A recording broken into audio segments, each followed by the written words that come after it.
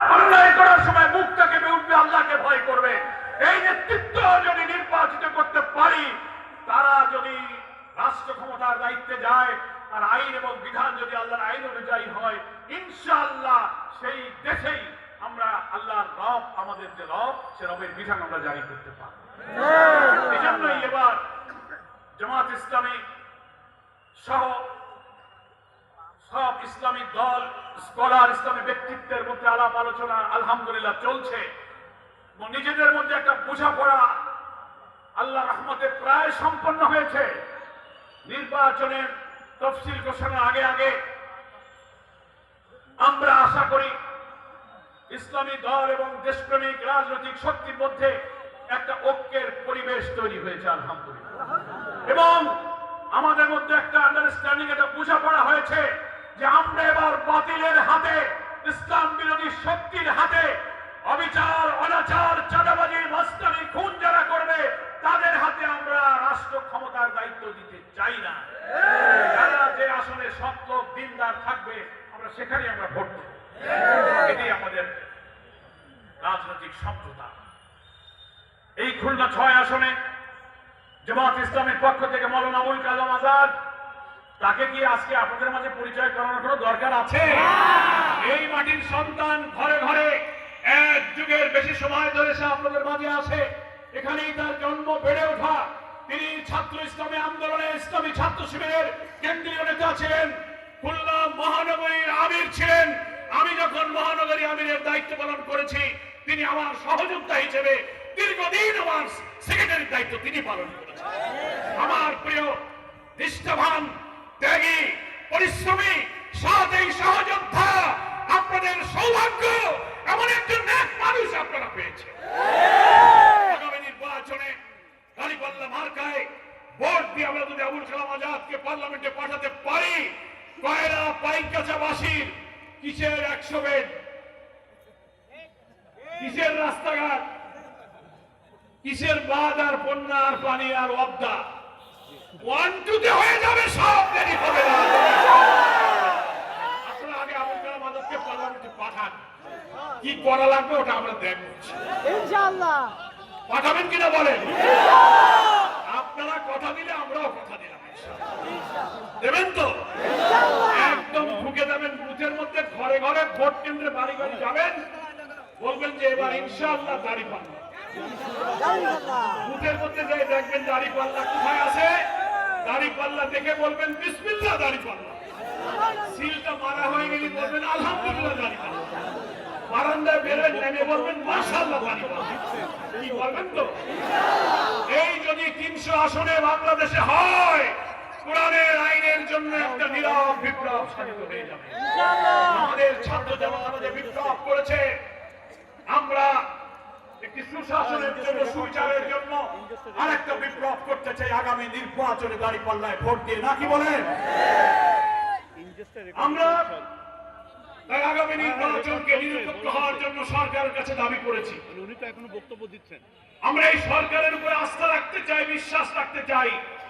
এই সরকার কোন রাজনৈতিক দলের নয়। হ্যাঁ, শেষ হোক, শেষ হোক। এই সরকারকে সহযোগিতা করতে আমরা ওয়াদা করেছিলাম। তিনিও বলেছিলেন আমি দেশ শাসন করতে আসিনি,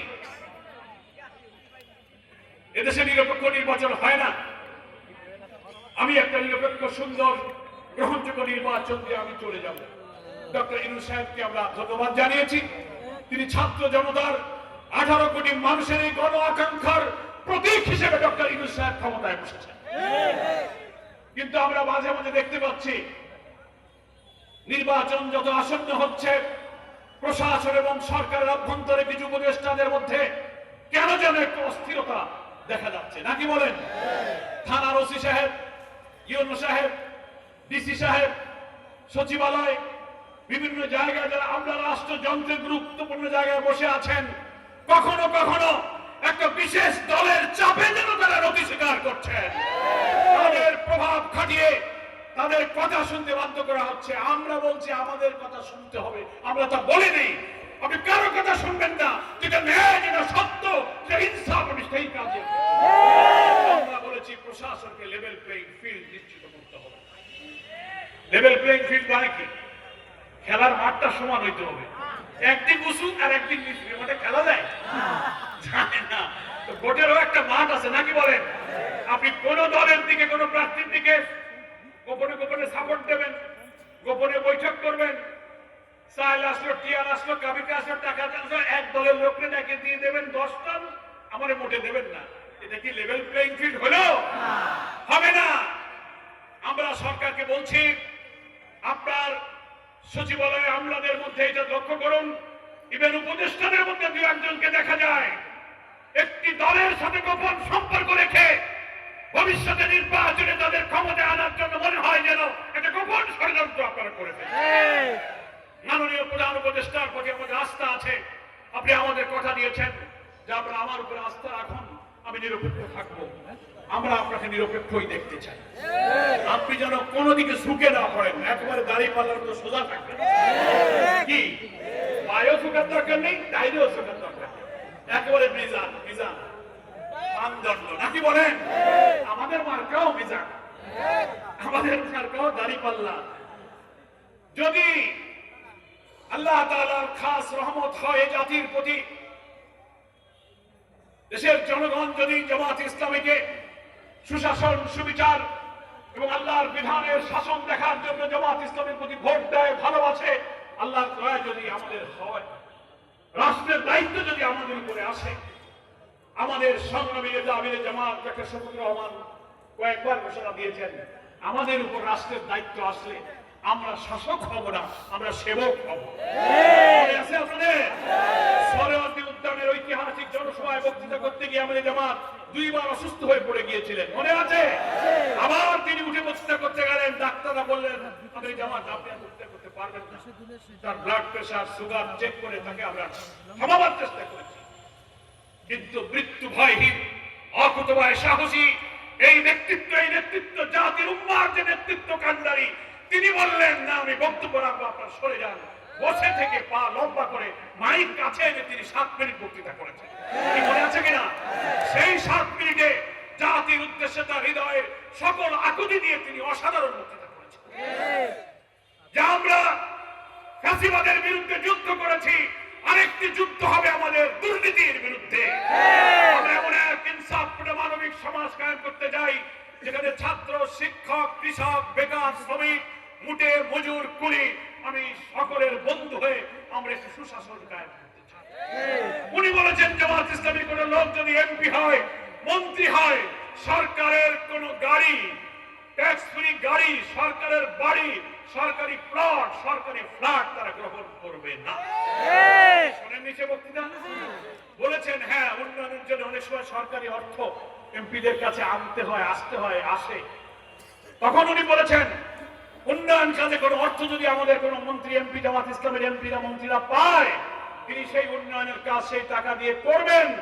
কত টাকা তিনি পেলেন, কত খরচ করেছেন, জনগণের কাছে তাকে হিসাব দিতে হবে। আমি চ্যালেঞ্জ দিয়েছি, বাংলাদেশের কোন রাজনৈতিক দলের কোন নেতা সাহস করে এই কথা কি বলতে পারবেন যে আমার দলের নেতারা এমপি, মন্ত্রী হলে প্লট নেবে না, ফ্ল্যাট নেবে না, ট্যাক্স ফ্রি গাড়ি নেবে না? সাহস থাকলে এই ঘোষণা দেন, কেউ পারবেন না। পারবেন না এই কারণে পারবেন না যে এই আকামাত দুর্নীতির জন্যই তো আপনারা ক্ষমতায় আসে। এই কাম না করলে তো রাজনীতি করে লাভ থাকে কি, ঠিক কিনা বলে? পারবেন না।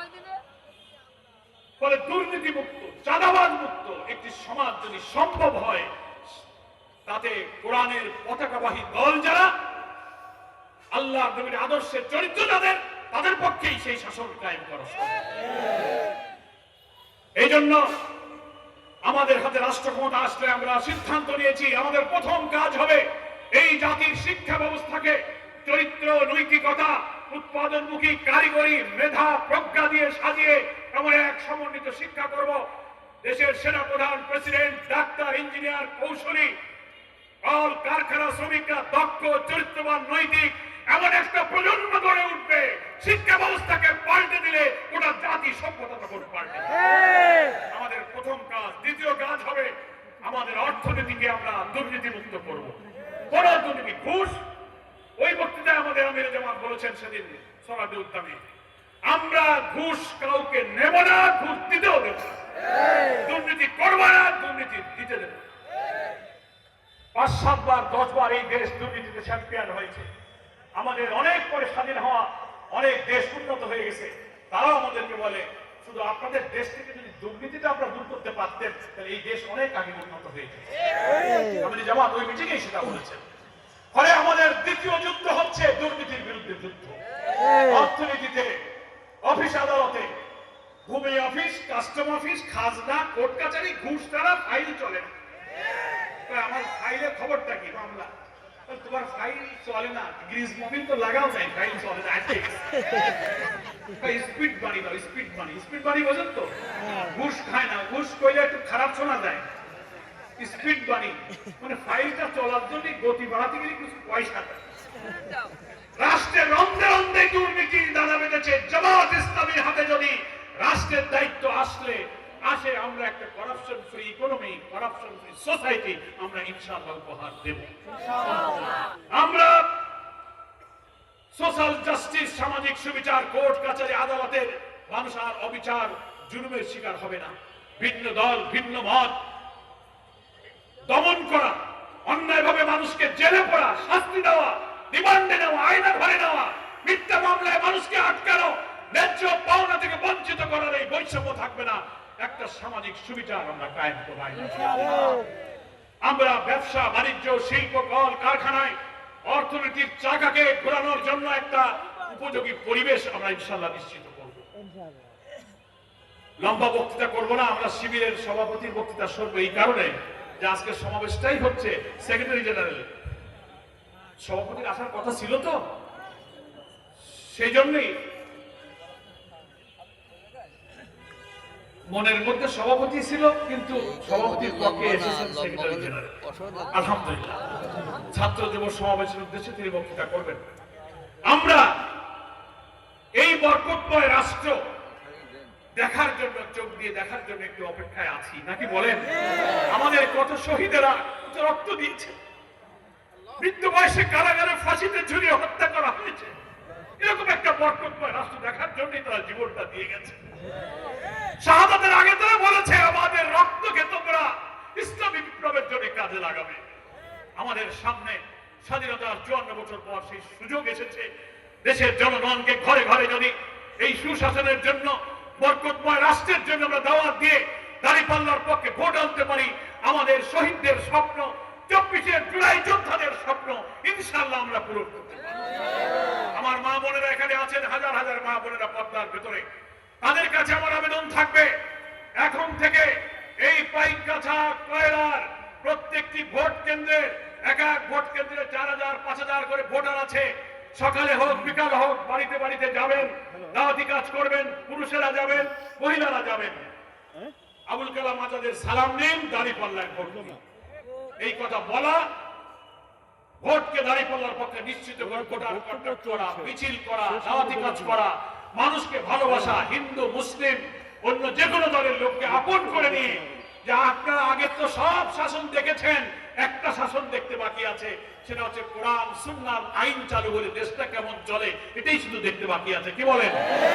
অনেকে উদাহরণ দিয়ে বলছেন লাঙল দিয়ে অনেক জমি চাষ করা হয়েছে, বহু ধান বুনে ধানও হয়েছে, ধান কেটে নৌকায় টানা হয়েছে, কি পরিমাণ কাটা হলো দাঁড়িপাল্লা এবার মেপে দেখে। দাঁড়িপাল্লা এবার মাপতে হবে নাকি বলেন?